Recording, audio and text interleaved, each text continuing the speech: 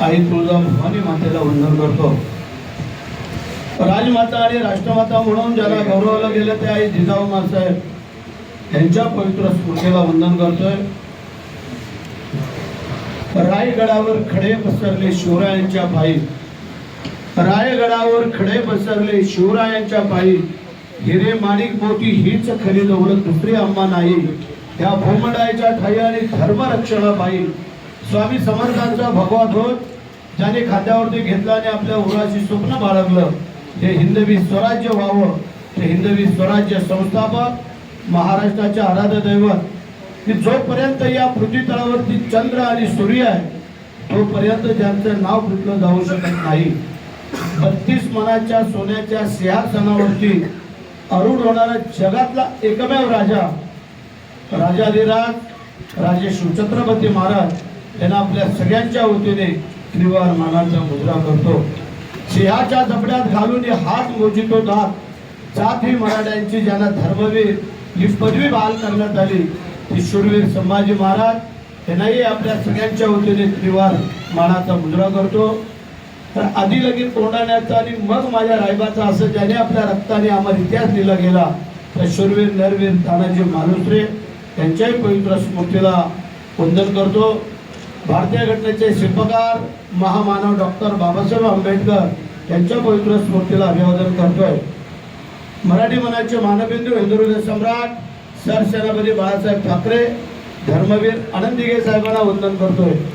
महाराष्ट्र राज्याचे उपमुख्यमंत्री आपले नेते माझ्या लाडक्या बहिणींचे लाडके भाऊ आणि ज्यांच्यावरती प्रसंग पडला त्याचे तारणहार आदरणीय एकनाथजी शिंदे साहेब, आज खरं म्हणजे आमची संपर्क प्रमुखपदी आपला संपर्क मंत्री म्हणून जी काय आमची नेमणूक केली, मला वाटतं त्यावेळेला अगोदरच 4-5 दिवस अगोदर आपण बैठक घेणार होतो, परंतु काही कारणास्तव थोडीशी पुढं म्हणजे आज आपल्याला ती मीटिंग घ्यावी लागली। मला वाटतं 18 तारीख का काहीतरी आपण ठरवत होतो। जी व्यासपीठावरती आता उपस्थित असलेली मोठी संख्या आहे आमचे संजयजी मर्शेलकर की ज्याने आता आपलं मनोगत व्यक्त केलं, मराठवाड्याची जबाबदारी त्यांच्याकडे दिलेली आहे। आमच्या संगीताताई ठोंबरे आहेत, शिवसेनेच्या उपनेत्या आहेत आणि माजी आमदार आहेत त्या। अशोकजी पटवर्धन शिवसेना मराठवाड्याचे सचिव आहेत। एक ज्येष्ठ मार्गदर्शक म्हणून त्यांनी मला सांगितली त्यांच्या मनातही काही गोष्टी बोलून दाखवल्या ज्या त्यांनी मगाशी आपलं मनोगत व्यक्त केलं। त्याचप्रमाणे आमचे मनोजजी शिंदे फरडा वक्ता त्यांनी सांगितलं आणि बरेचसे मी माहिती घेतली तर आपल्या बीडकरांना हवासा वाटणारा व्यक्ती साहेबांनी तुम्हाला दिलेली आहे। त्या जोडीला आम्ही काळजी करायचं कारण नाही आहे। आमच्या मगाशी रणरागिणी संगीताताई चव्हाण, खरं म्हणजे ताई तुझी यादी जी काय महिला आघाडीची आहे साहेबांच्या कानावरती पण घातलेली आहे आम्ही आणि थोड्याच दिवसामध्ये ती मंजूर करून पुढच्या वेळेला ज्या वेळेला येतो ते घेऊन येतो आणि आम्ही सगळे तुम्हाला महिला आघाडीचे ज्या पदाधिकारी ज्या काय राहिलेल्या आहेत त्यांची नियुक्ती तुम्हाला आम्ही देऊया। त्यानंतर बापूसाहेब मोरे विधानसभा संपर्क प्रसार प्रमुख डॉक्टर प्रतिभाताई थोरात यांची परवाच आमची भेट झाली। मला वाटतं ठोकरेताई तुम्ही घेऊन आला होता, स्वप्नील गलदार असेल मग त्याला शॉर्टकटमध्येच बोलायला सांगितलं। आमचे चंद्रकांत जे नवले असेल माहिती त्यांनी सांगितलं जी वस्तुस्थिती ती वस्तुस्थिती। त्यानंतर म्हणून मी छत्रपती आज होतोय। जर मला जीवाभावाचे मावळे मिळाले नसते तर मी छत्रपती झालो नसतो। लक्षात ठेवा, मी मगाशी तानाजी मालुसरेंचं नाव घेतलं, असे अनेक लोक किंवा बाजीप्रभू देशपांडे असतील, मुरारबाजी असतील, जीवा माळे असतील, शिवा काशीद असेल किंवा येसाजी कंका असतील, असे अनेक लोक होऊन गेले की त्यांनी छत्रपतींसाठी आपलं बलिदान दिलं। एकच उदाहरण त्यातलं तुम्हाला का सांगतो, त्या आजच्या पिढीला आमच्या करणं गरजेचं आहे। आज तानाजी मालुसरे शिवाजी महाराजांना मुलाच्या लग्नाचं निमंत्रण द्यायला जात आहे. 8 दिवसावरती शिवाजी महाराज लढाईची तयारी करत होते. जिजाऊ साहेबांनी सांगितलं मला कोंढाणा किल्ला पाहिजे, तो आपल्या राज्यात असणं गरजेचं आहे. आणि शिवाजी महाराजची तयारी करत असताना तानाजी मालुसरे निमंत्रण घेऊन जात आहेत काय, तेव्हा त्यांनी सांगितलं तानाजी मी येऊ शकत नाही आहे, कारण आऊसाहेबांचं म्हणणं आहे की हा कोंढाणा किल्ला घेणं आहे. एखादा मावळा बोलला असता 8 दिवसाचं लग्न आहे, राजे तुम्ही थांबा, मी जातो मुलाचं लग्न करतो आणि मग येतो मी. पण इतिहास घडला नसता. जो काही इतिहास घडला तेव्हा ताडकन तानाजी मालुसरे उभे राहून काय बोलले, आधी लगीन कोंढाण्याचं आणि मग माझ्या रायबाचं. लक्षात ठेवा. पण माझा सिंह गेला. लक्षात ठेवा राजे, जोपर्यंत तुम्ही गडावरती पोचत नाही तोपर्यंत बाजी प्राण सोडणार नाही. मान कापली गेली तरी पण 2 हातांनी लढणारा आमचा बाजी पहा तुम्ही. राजे गडावर पोचल्यानंतर त्यांनी ध्येय ठेवलं. मुरार बाजीने सांगितलं राजे, जोपर्यंत तोफांचा आवाज येत नाही तोपर्यंत आम्ही ध्येय ठेवणार नाही आहे. होता जीवा म्हणून वाचला शिवा. शिवा काशींनी सांगितलं राजे तुम्ही जा विशाळगडाकडं, मी इथं शिवाजी महाराज बनून राहतो. आणि त्या शिवाजी महाराज बनून स्वतः राहिला आणि शिवाजी महाराज कापिल्यातून निघून गेले. असे मावळे होते. म्हणून प्रत्येक पायरीवरती ज्यावेळेला राज्याभिषेक सोहळा झाला, पहिल्या पायरीवरती पाय टाकताना आठवण झाली तानाजी मालुसरेंची. दुसऱ्या पायरीवरती पाय टाकताना आठवण झाली बाजीप्रभू देशपांडेंची. तिसऱ्या पायरीवरती पाय टाकताना आठवण झाली मुरार बाजींची. आणि चौथ्या पायरीवर पाय टाकताना आठवण झाली जीवा म्हाळेची. चौथ्या पायरीवर 5व्या पायरीवर पाय टाकताना आठवण झाली शिवा काशीची. 6व्या पायरीवर पाय टाकताना आठवण झाली साची कंकाची. मंडळी सांगा बरी, आज जे आम्ही आहोत ते तुमच्यामुळे आहोत. मी माझ्यामुळे आहे हे कोणी व्यासपीठावरती सांगायचं नाही. मी आहे म्हणून संघटना आहे, माझे कार्यकर्ते आहेत म्हणून आमची संघटना आहे. लक्षात ठेवा. काय सांगितलं होतं आपल्याला, पोलिसांनी ज्यावेळेला काँग्रेसचं राजवट होतं मनोजराव तुम्ही तिकडे होता, त्यावेळेला त्यांनी सांगितलं त्यांची सिक्युरिटी कमी करायची. तेव्हा बाळासाहेबांनी सांगितले ही सगळी सिक्युरिटी काढून टाका.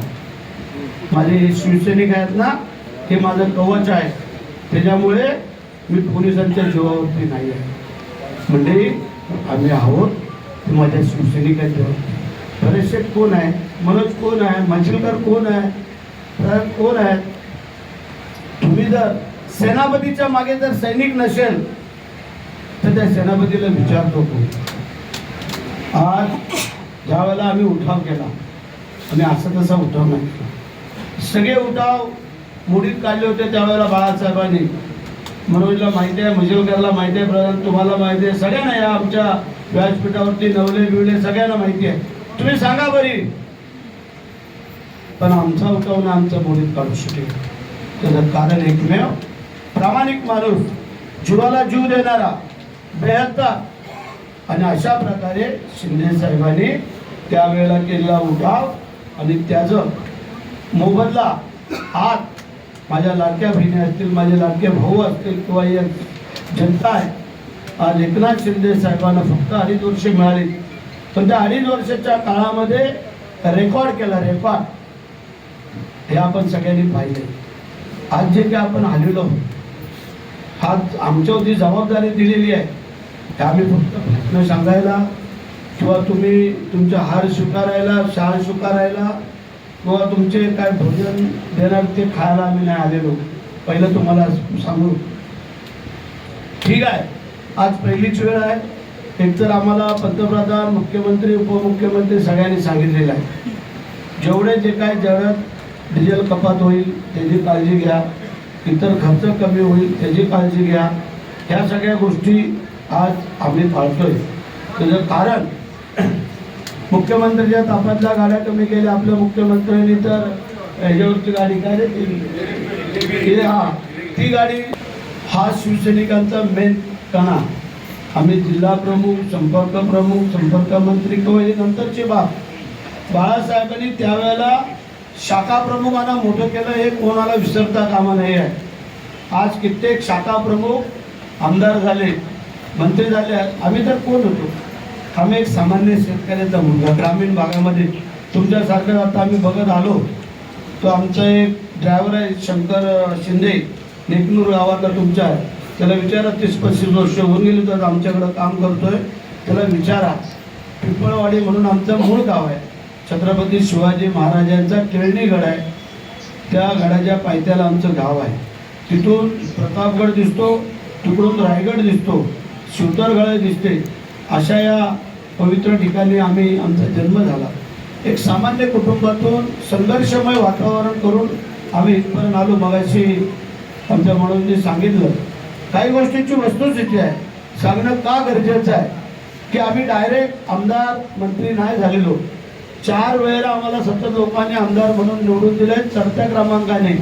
पण त्याच्या अगोदर आमचा मूळ पाया आम्ही काय सांगतो लोकांना की आमची पहिली जर काय पायरी असेल तर ती ग्रामपंचायत.